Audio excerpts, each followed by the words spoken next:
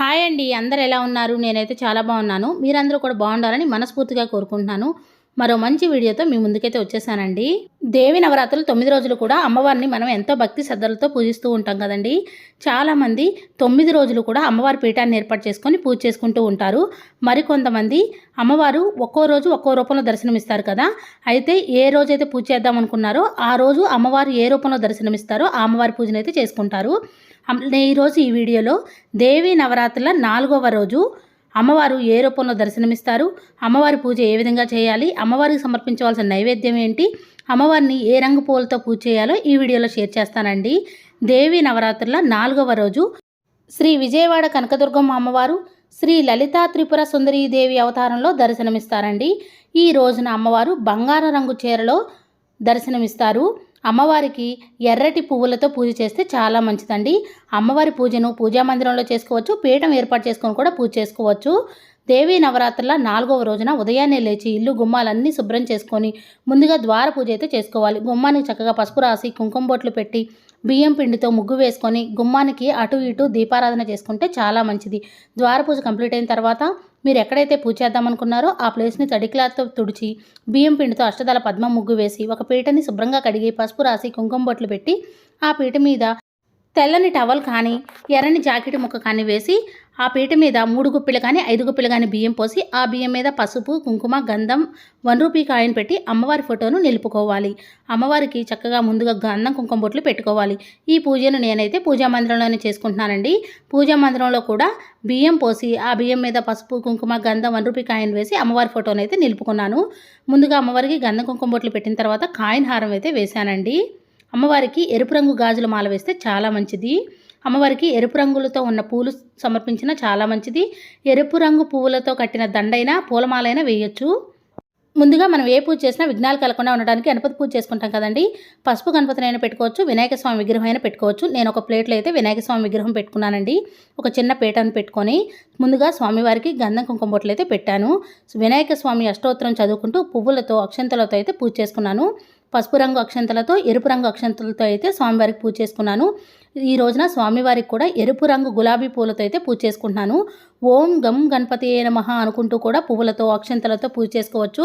వినాయక స్వామికి పసుపు కుంకుమ గంధం అక్షంతలు పువ్వులు అన్నీ సమర్పించాలి.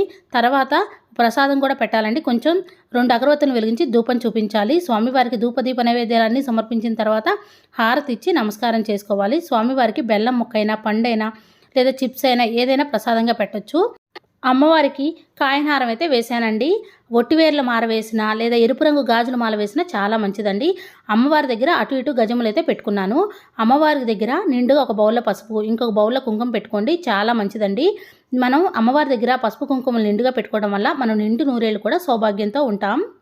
అమ్మవారి పూజలో నేనైతే కామాక్షి దీపాన్ని వెలిగించుకున్నానండి. కామాక్షి దీపాన్ని కూడా గంధం కుంకుమ బొట్లు పెట్టి పువ్వులైతే సమర్పించాలి. శ్రీమాత్రే నమః అనుకుంటూ కామాక్షి దీపాన్ని వెలిగించుకోవాలి. కామాక్షి దీపం వెలిగించేటప్పుడు ముందుగా నూనెను వడ్డించి తర్వాత ఒత్తులు వేసి ఏకహారతో కానీ అగరవత్తో కానీ వెలిగించుకున్న తర్వాత 2 అక్షంతలు పువ్వులు పెట్టి నమస్కారం చేసుకోవాలి. దీపాల దగ్గర 2 అక్షంతలు పువ్వులు పెట్టి నమస్కారం చేసుకోవాలండి. దీపం సాక్షాత్ పరబ్రహ్మ స్వరూపం. దీపానికి నమస్కారం తప్పకుండా చేసుకోవాలండి. తర్వాత అయితే అమ్మవారి దగ్గర పూజ చేసుకునేటప్పుడు లలితా సహస్రనామం చదువుకుంటూ ఎర్రని గులాబీ పువ్వులతో మంగళకరమైన వస్తువులతో పూజ అయితే చేసుకున్నానండి. శ్రీ లలితా త్రిపుర సుందరీ దేవి అమ్మవారికి అయితే ఎరుపు రంగు పువ్వులతో పూజ చేస్తే చాలా మంచిది. ఈ రోజున అమ్మవారిని ఎర్రని గులాబీ పువ్వులతో పూజిస్తే ఆ అమ్మవారి అనుగ్రహం మనకు తప్పకుండా కలుగుతుంది. నేనైతే లలితా సహస్రనామం చదువుకుంటూ అమ్మవారి దగ్గర అయితే ఎర్రని గులాబీ పూలు అయితే సమర్పించానండి. మంగళకరమైన వస్తువులు చిట్టి గాజులు గోమతి చక్రాలు గవ్వలతో కూడా అమ్మవారి దగ్గర పూజ అయితే చేసుకున్నాను. 1 రూపీ కాయిన్స్తో కూడా పూజ చేసుకున్నానండి. ఎర్రని గులాబీ పూలతో అష్టోత్తర పూజ చేసుకుంటే చాలా మంచిదండి. నేనైతే ఫోన్లో లలితా సహస్రనామం వినుకుంటూ నోటితో చదువుకుంటూ పువ్వులతో అయితే పూజ చేసుకున్నానండి. కనకదార స్తోత్రం అలానే శ్రీ దుర్గాదేవి అష్టోత్తరం కూడా చదువుకుంటూ పువ్వులతో అక్షంతలతో అయితే పూజ చేసుకున్నానండి. అమ్మవారి పూజను ఉదయం వేళలో చేయాలి, సాయంత్రం వేళలో కూడా చేయాలండి. 2 పూట్ల కూడా చేసుకుంటే చాలా మంచిది. అమ్మవారి దగ్గర అయితే నేను ఈ విధంగా పూజ అయితే చేసుకున్నానండి. అమ్మవారికి చక్కగా ఎర్రని గులాబీ పూలతో పూజ చేస్తే చూడండి ఎంత అందంగా ఉన్నారో అమ్మవారు. 2 కళ్ళు కూడా చాలట్లేదు కదా. అమ్మవారికి ఎరుపు రంగు పూలతో పూజ చేయండి. ఖచ్చితంగా అమ్మవారి అనుగ్రహం అనేది మీకు తప్పకుండా కలుగుతుంది. మనం ఎప్పుడైనా సరే నవరాత్రుల్లో కుంకుమ పూజ అనేది కంపల్సరీగా చేసుకోవాలండి. ఈరోజు నేను కుంకుమ పూజ కూడా చేసుకున్నాను. లక్ష్మీదేవి అమ్మవారి అష్టోత్తరం, కనకదార స్తోత్రం, లలితా సహస్రనామం, అలానే దుర్గాదేవి అష్టోత్తరం చదువుకుంటూ అమ్మవారికి పూజ చేసుకున్న తర్వాత శ్రీ మాత్రే నమః అనుకుంటూ కుంకుమార్చన చేసుకోవచ్చండి. లేదా దుర్గాదేవి అష్టోత్తరం చదువుకుంటూ లేదా ఫోన్లో వినుకుంటూ అయినా పూజ అయితే చేసుకోవచ్చు. దేవి నవరాత్రి 4వ రోజు లలితాదేవి పూజ చేస్తాం కదండి. అమ్మవారికి ఎర్రటి కలవ పూలతో పూజ చేసినా చాలా మంచిది. నాకైతే కలవ పూలు దొరకలేదండి. మీకు దొరికితే మాత్రం ఎర్రని గులాబీ పూలతో అలానే కలవ పూలతో కూడా పూజ చేసుకోండి. ఇక్కడ నేను అమ్మవారికి అక్షంతలతో మంగళకరమైన వస్తువులతో ఎర్రని గులాబీ పూలు అయితే పూజ చేసుకున్నాను. కుంకుమార్చన కూడా చేసుకుంటున్నానండి. మనం అమ్మవారి పూజ చేసుకునేటప్పుడు నిండుగా చేతి నిండా గాజులు వేసుకోవాలండి. ఎరుపు రంగు గాజులు వేసుకుంటే మంచిది. అమ్మవారికి అష్టోత్తర పూజ కంప్లీట్ అయిన తర్వాత 2 అగరత్తులను వెలిగించి ధూపం అయితే చూపించాను. అమ్మవారికి సాంబ్రాణి ధూపం ఎక్కువగా వేయాలండి. ఇక్కడ నేను అమ్మవారికి ప్రసాదంగా పరమాన్నం, చక్కెర పొంగలి ఏదైనా పెట్టొచ్చండి. నేను పరమాన్నం అయితే ప్రసాదంగా పెట్టాను. ఈ రోజున అమ్మవారికి సమర్పించవలసిన నైవేద్యం చక్కెర పొంగలి, పరమాన్నం అండి. మనం లలితా త్రిపుర సుందరీదేవి అమ్మవారిని పూజించడం వల్ల మనకి అఖండ కీర్తి లభిస్తుంది. ఆ అమ్మవారి చల్లని చూపు, దయ మన మీద ఉందంటే మనకి ఎలాంటి ఇబ్బందులు ఉండవు.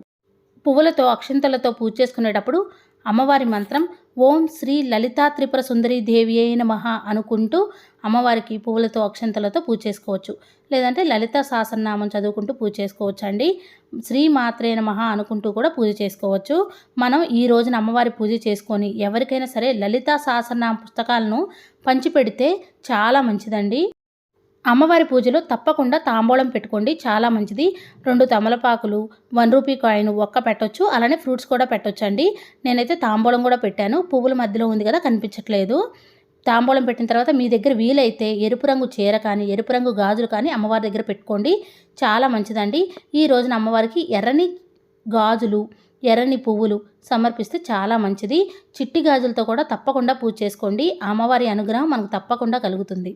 అగరబత్తులను వెలిగించిన తర్వాత అమ్మవారి దగ్గర ప్రసాదం పెట్టి హారతి ఇచ్చి నమస్కారం చేసుకోవాలి. తర్వాత ధూపం వేయాలండి. ధూపం వేస్తే చాలా మంచిది. ఆ ధూపాన్ని ఇల్లంతా కూడా చూపించాలి. దేవి నవరాత్రుల 9 రోజులు కూడా అమ్మవారికి ఉదయం సాయంత్రం 2 పూట్ల కూడా పూజ చేసుకొని ఇల్లంతా ధూపం వేసుకుంటే చాలా మంచిది. మన ఇల్లంతా కూడా పాజిటివ్ ఎనర్జీతో నిండి ఉంటుంది. ఆ అమ్మవారి అనుగ్రహం మనకు తప్పకుండా కలుగుతుంది. ఒకవేళ 9 రోజులు కుదరక పూజ చేయలేని వారు కనీసం ఒక్క రోజైనా పూజ చేయడానికి ట్రై చేయండి. లలితాదేవి అమ్మవారి పూజ చేయడం వల్ల మనకు ఎంతో మంచి జరుగుతుందండి. లలిత సహస్రనామం చదివినా విన్నా మనకు ఎంతో మంచిది. అమ్మవారికి ముత్యాల హారతి కానీ పంచహారతి కానీ ఇస్తే చాలా మంచిదండి. రాగి గ్లాసులో వాటర్ అయితే తప్పనిసరిగా పెట్టుకోండి. అమ్మవారి దగ్గర పూజ చేసిన ఒక పువ్వుని తల్లో తప్పనిసరిగా పెట్టుకోండి. అమ్మవారి దగ్గర కుంకుమార్చన చేసిన కుంకాన్ని నుదుటిన ధరించండి. అలానే పిల్లలకి కూడా పెట్టండి, చాలా మంచిది.